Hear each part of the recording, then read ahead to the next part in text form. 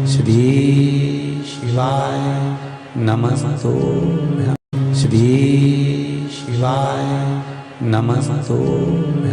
किसी व्यक्ति से कोई काम करवाना है, वो काम नहीं कर रहा, कोई फाइल आगे नहीं बढ़ रही है, कोई कार्य अटक रहा है, या फिर कहीं रुपया पैसा अटक गया हो, नहीं निकल रहा हो, तो एक जल के पात्र में जल भरकर 5 बेलपत्री शिव जी को समर्पित कर कुंदकेश्वर महादेव का नाम लेकर एक सफेद पुष्प बेलपत्री के ऊपर जो शिव जी को चढ़ाई है उस पर समर्पित कर जल जो लेकर गए हो, अपनी उस कामना को कर कि मेरा ये कार्य अटक रहा है, ये कार्य नहीं हो रहा, कुंदकेश्वर महादेव का नाम लेकर धीरे धीरे जल की धार चढ़ाइए। और एक बात हमेशा याद रखना, फिर निवेदन कर रहे हैं, अच्छे से समझ लेना, शंकर जी पर जब जल चढ़ता है, शिव जी का जब अभिषेक होता है, शंकर जी पर जब जल चढ़ाया जाता है, दूध चढ़ाओ, जल चढ़ाओ, कुछ भी चढ़ाओ, पर एक बात का स्मरण अपने जीवन में होना कि इतने ऊपर से मत चढ़ाना कि जल चढ़े और छींटे आपके ऊपर।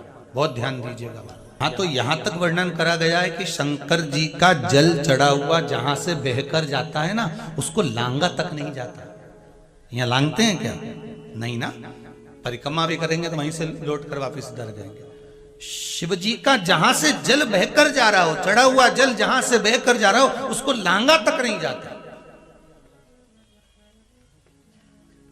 और कई लोग बड़े बड़े आनंद में शंकर जी पे इतनी ऊपर से जल चढ़ाएंगे तो वो छींटे पूरे अपने ऊपर आना चाहिए, शरीर पर आना चाहिए। नहीं नहीं, उसका दोष है महाराज, उसका दोष है।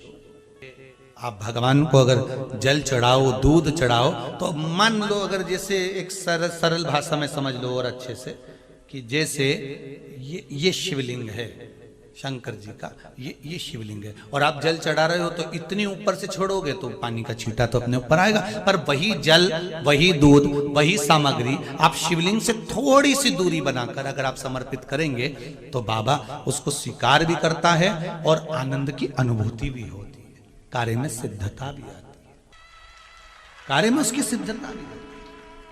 अब तुम तो ऊपर से छोड़ रहे हो जिससे वो पानी तुम्हारे ऊपर ही आए, तो वो एक अलग प्रसंग है, बोलिए एक अलग विषय। बहुत ध्यान देना महाराज, भगवान को कभी भी कोई भी सामग्री, जैसे भगवान के मंदिर में अगर फूल चढ़ाने जा रहे हो, भगवान के मंदिर में अगर पुष्प समर्पित करने जा रहे हो, तो फूल का मुख अपनी ओर नहीं होना चाहिए। फूल का मुख कहां पर होना चाहिए? जम के बोलो जरा, भगवान की ओर।